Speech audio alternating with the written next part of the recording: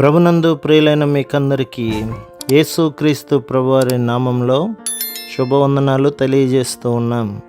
దైవజనులు బ్రదర్ భక్త సింగ్ గారి పరిచర్యలో నుండి దైవ మర్మములు మే 22. దేవుడు తన్ను ప్రేమించు వారి కొరకు ఏవి సిద్ధపరిచినో అవి కంటికి కనబడలేదు, చెవికి వినబడలేదు, మనుష్య హృదయమునకు గోచరము కాలేదు. కొరింథీయులకు రాసిన మొదటి పత్రిక 2వ అధ్యాయం 9వ వచనం. మనం 2 రకములైన నష్టములను అనుభవించదము. 1 వ్యక్తిగతమైనది, 2 సమాజమునకు సంబంధించినది.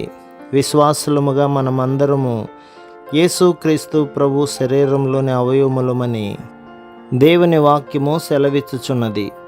శరీరములోని ప్రతి అవయవము అవసరమైనది, ప్రశస్తమైనది. వాటిల్లో కొన్ని బహు అల్పమైనవి అయినప్పటికీ శరీరంలో వాటి పని ఎంతో ప్రాముఖ్యమైనది.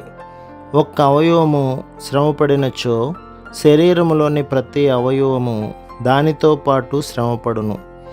విశ్వాసులముగా మనము నష్టముతో కూడిన జీవితము, నిష్ఫల జీవితము జీవించినప్పుడు యేసుక్రీస్తు ప్రభు యొక్క సంగమనడి శరీరము కూడా దానిని అనుభవించును.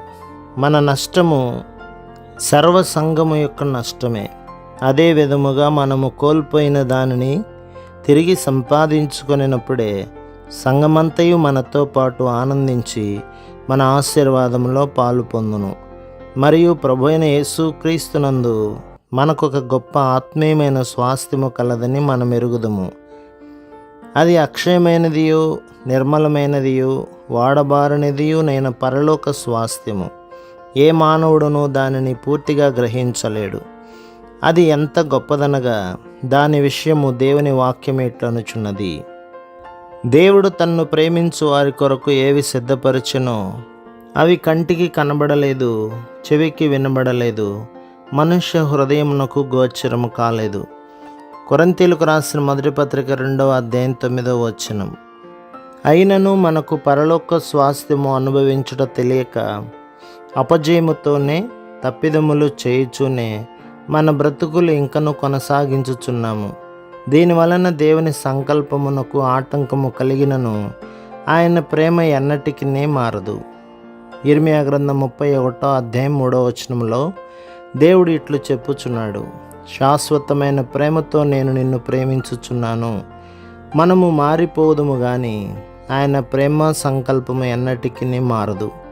దేవుడు అబ్రహామునకు ప్రత్యక్షమై ఎంతో స్పష్టముగా అతనితో, నీ దేశమును, ఆస్తిని, నీ బంధువులను వదిలి నేను నీకు చూపించు దేశమునకు వెళ్ళుము అని చెప్పినప్పుడు అబ్రహాము విధేయుడయ్యను. అయితే తాను చేసిన ఒక చిన్న తప్పిదము వలన తన జీవితంలోనికి ఎంతో గొప్ప నష్టము తెచ్చుకొనెను. తన తమ్ముని కుమారుడైన లోతును వెంటబెట్టుకొని అతనితోనున్న పాలి భాగత్వమును బట్టి ఈ నష్టము సంభవించెను. లోతును బట్టి దేవుడు అబ్రహాముతో మాట్లాడలేకపోయెను. అబ్రహామును దేవుడు అంతవరకు ఎడతెగక నడిపించినను ఇక్కడ ఆగిపోవలసి వచ్చెను. లోతును బట్టి అబ్రహాము దేవుని సన్నిధి యొక్క స్పర్శను కోల్పోయెను. దానిని తిరిగి సంపాదించుకున్నవలెనచో అది కేవలం లోతు నుండి వేరొకట ద్వారానే సంభవించునని దేవుడు తెలియబరచెను. ప్రభు మిమ్మును, మీ కుటుంబమును, మీ సంఘమును దీవించి ఆశీర్వదించునుగాక. ఆమేన్.